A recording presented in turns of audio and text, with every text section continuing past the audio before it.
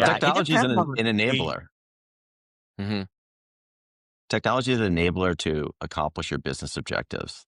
And AI is the latest in that, and arguably it could be the most disruptive in our lifetimes. However, it's fundamentally not all that different than what was your client server strategy, what was your internet strategy, what was your mobile strategy, what was your social Yeah. strategy, right? And this is the Present latest in cloud. that. Yeah, yeah. And do not lose sight that this is a technology to help achieve a business objective. What's the business objectives that you are trying to achieve? And how do you leverage, in this case, the boardrooms are asking, how do you leverage AI to become more efficient and accomplish that? The thing that's fundamentally different, that at least feels very different about AI, is the pace at which it's moving.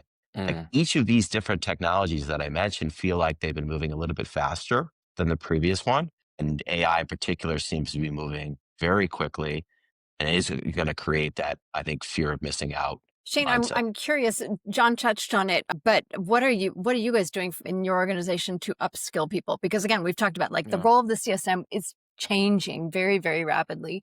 But what are you guys doing in terms of like practical upskilling that people are experimenting at a mass scale, not just onesie Yeah. twosie groups? So we are putting in place formal education.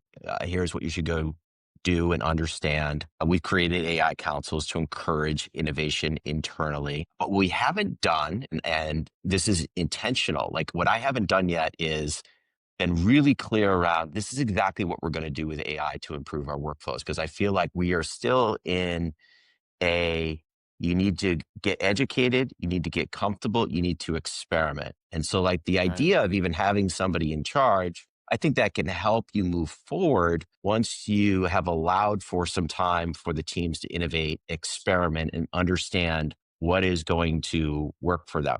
Now, the downside to that is I may end up with 50 different agents in the team, right, and create a lot of confusion. But Right. I'm almost encouraging that to happen a bit before we then think about putting somebody in charge to really rein those things together and then help us operationalize and scale. Yeah.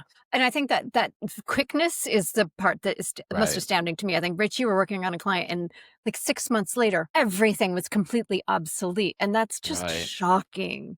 Right. But it's Right. necessary to get to the next phase too. Yeah.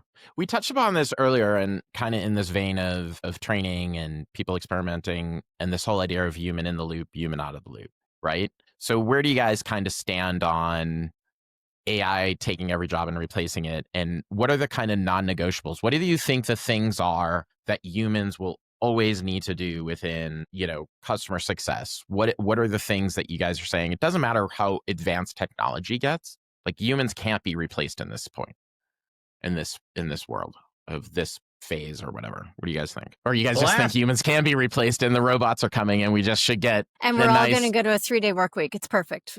Yeah. that would be Yeah. great.